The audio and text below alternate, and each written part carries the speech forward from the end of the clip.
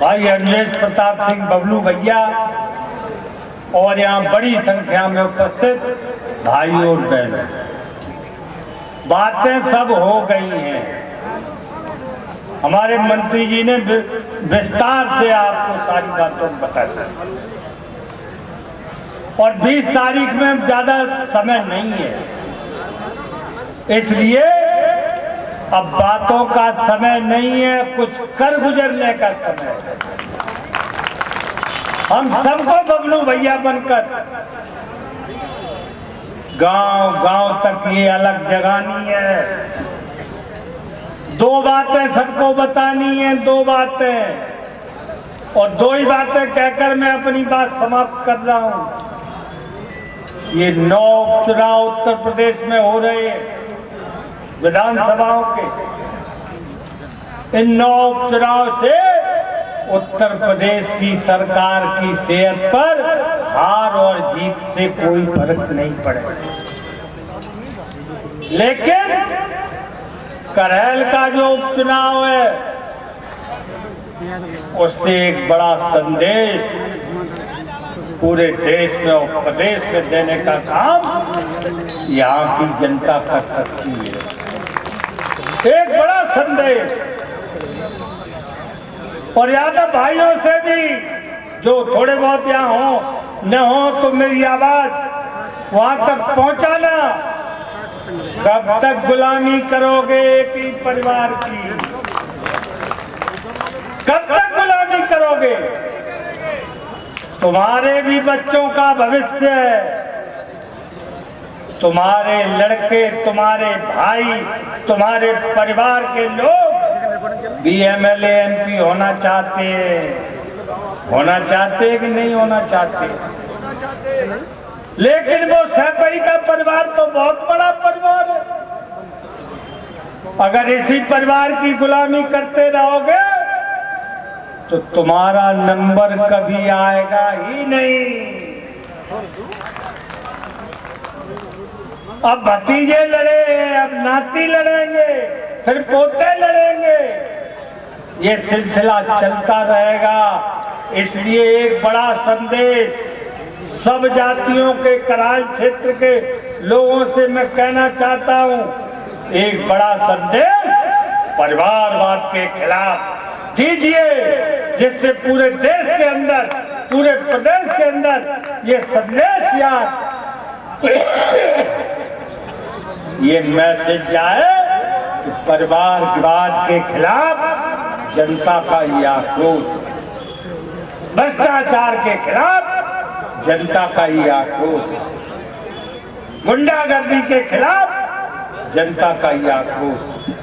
और दूसरी बात संक्षेप में, इस समय देश में 2 प्रदेशों में विधानसभा के चुनाव चल रहे हैं, एक महाराष्ट्र में, एक झारखंड। एक संप्रदाय जो अपने को अल्पसंख्यक कहता है, उसके उलेमाओं ने, उसके मुल्लाओं मौलवियों ने ये फतवा जारी कर दिया है कि भाजपा को हराओ, और जो भाजपा को हरा रहा हो उसे जिताओ। टीवी सब देखते हो कि नहीं देखते? इसके काट में हमारे उत्तर प्रदेश के लोकप्रिय मुख्यमंत्री, हम सब के नेता आदरणीय योगी जी ने कहा, जवाब दिया, क्या वो सुनने लायक, समझने लायक तो है ही, अमल करने लायक। उन्होंने कहा है कि बटोगे तो, बटोगे तो, बटोगे तो, एक रहोगे तो, एक रहोगे तो। कांग्रेस, सपा, बसपा और देश में जितनी पार्टियां, सबका एक ही प्रोग्राम है, एक ही कार्यक्रम है कि हिंदुओं को जातियों में बांटो, इनको आपस में लड़ाओ, और मुस्लिम संप्रदाय का वोट एक मुश्त फतवा के आधार पर ले। हम अगर इसी तरह बटे रहे तो बांग्लादेश की तरह हम भी कट जाएंगे, कोई हमें बचाने वाला नहीं। इसलिए आपसे अपील करना चाहता हूँ, आपसे प्रार्थना करना चाहता हूँ कि जात पात ऊंच नीच अगड़ा पिछड़ा सब भूल जाओ। बस एक बात याद रखो कि अगर इस देश को बचाना है, इस राष्ट्र को बचाना है, तो भारतीय जनता पार्टी को जिताना है। और इस चुनाव में हमारे बबलू भैया अंजेश प्रताप सिंह बहुत योग्य प्रत्याशी, इनको भारी समर्थन भी जनता का मिला। और हमारी विरोध क्षेत्र की पूर्व विधायक 91 में मैं चुनाव लड़ रहा था लोकसभा का, तो वो भी विधानसभा का चुनाव लड़ गए। तब गिरोर विधानसभा होती, अब नहीं, हम साथ साथ लड़ चुके हैं।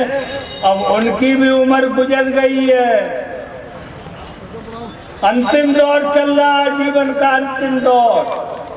और कहते हैं कि अंतिम समय आदमी की इच्छा पूरी करने से भगवान का आशीर्वाद मिलता है। इसलिए हमारी आदरणीय उर्मिला यादव जी का जो आखिरी इच्छा है उसको पूरा कर देना, और भाई अंजेश प्रताप सिंह को भारी बहुमत से एकजुट होकर, यादव समाज भी हिंदू समाज का अभिन्न अंग है, वो भी भटकने का काम न करे।